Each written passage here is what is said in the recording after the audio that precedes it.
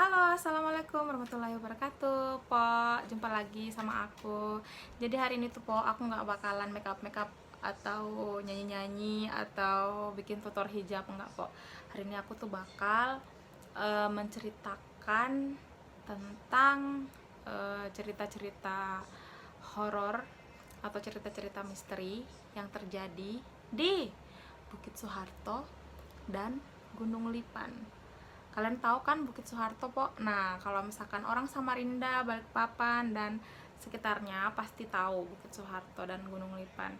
Kalau misalkan kalian yang berada di luar Pulau Kalimantan Timur, pasti nggak tahu tempat itu mungkin. Kalau nggak kalian cari-cari tahu di Google. Jadi Bukit Soeharto itu, Po, hutan lindung yang tempatnya itu berada di poros jalan Samarinda ke Balikpapan, Po. Itu tuh hutan lindung yang panjangnya itu kurang tahu juga berapa kilometer, yang jelas dia lumayan panjang.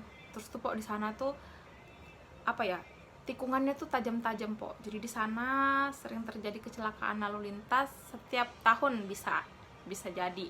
Apalagi kalau kayak jalanan lagi rame gitu habis lebaran, kan sana ngelewatin Bukit Soeharto kan kalau mau ke Balikpapan sebelum ada tol. Karena sekarang udah ada tol, jadi jarang yang lewat di kawasan Bukit Soeharto. Jadi di sana itu, Po, kalau kita masuk nih, zaman dulu ya, nggak tahu kalau zaman sekarang.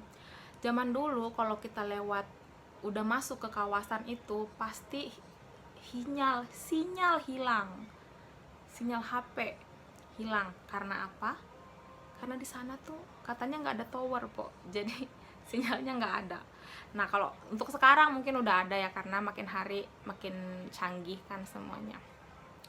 Nah, ceritanya katanya, Po, orang-orang tuh sering ngeliat hantu Romusa.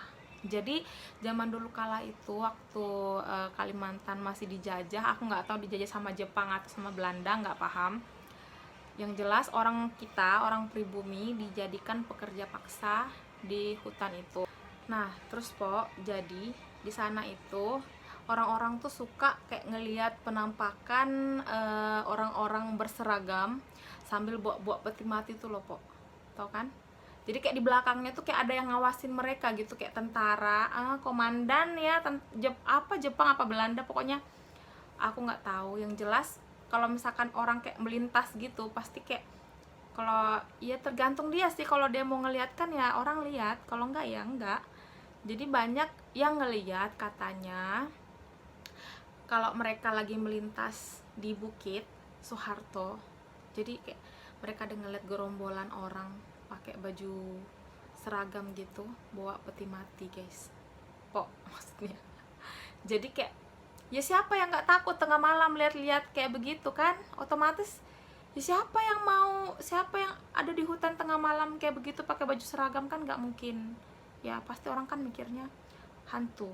Jadi mereka nyebutnya itu hantu Romusa gitu. Jadi kalau misalkan kita dari arah Samarinda Balikpapan atau Balikpapan ke Samarinda ngelewatin jalan itu Bukit Soeharto, harap pelan-pelan, jangan ngebut-ngebut karena di sana tuh penerangannya minim. Apalagi kalau malam hari di sana tuh nggak ada lampu jalan, bener-bener sekeliling tuh kayak hutan gitu loh, Po. Jadi kayak kalian tuh bener-bener cuman mengandalkan lampu kendaraan kayak gitu. Terus tikungannya banyak, jadi kalian tuh jangan ngebut-ngebut, harus pelan-pelan. Justru karena kalau kalian ngebut-ngebut itu sering terjadi kecelakaan lalu lintas. Karena katanya sih kemarin kayak malam gitu dia kecelakaan. Kenapa? Karena katanya pas dia lagi ngebut itu tiba-tiba ada sesuatu gitu di depannya dia. Ya karena dia menghindari sesuatu itu, dia beloklah ke kiri, banting setir ke kiri, dia nabrak pembatas jalan, terjun ke jurang kayak gitu. Jadi hati-hati kalau mau melintas di daerah itu, Po. Terus juga ada yang cerita katanya dia pernah dari arah dari arah Samarinda ke Balikpapan. Nah itu, Po, waktu itu hujan deras. Tiba-tiba dia lihatlah di situ tuh ada kayak rumah gitu, Po. Dia singgahlah ke situ kayak berteduh gitu. Ternyata dalam rumah itu ada orang ya, ibu-ibu kayak gitu. Nggak apa-apa sih katanya kalau mau berteduh doang, nggak apa-apa. Terus tuh kayak hujan sudah kayak mulai reda gitu kan, tahu-tahu ibunya kayak ngusir, bukan ngusir, maksudnya kasih tahu kalau pulanglah gitu, sebentar lagi suamiku pulang, kata ibu itu. Ya sudahlah, pulanglah si anak muda itu yang tadi berteduh. Pas dia mau sudah di dekat motornya, dia tengoklah tuh ke belakang. Ternyata di belakang itu nggak ada apa-apa, kok hutan semua, nggak ada rumah, nggak ada apa. Ya udah, dia tancap gas lah, daripada dia lama-lama di situ kan makin serem. Nah kayak gitu pok ceritanya. Kalau misalkan kalian punya versi lain atau pernah dengar-dengar cerita yang lain tentang Bukit Soeharto, kalian bisa komentar atau DM aku atau inbox aku, nggak apa-apa. Aku tunggu dan aku akan bacain lagi kisah selengkapnya karena yang aku tahu kayak gitu kok. Oke, lanjut ke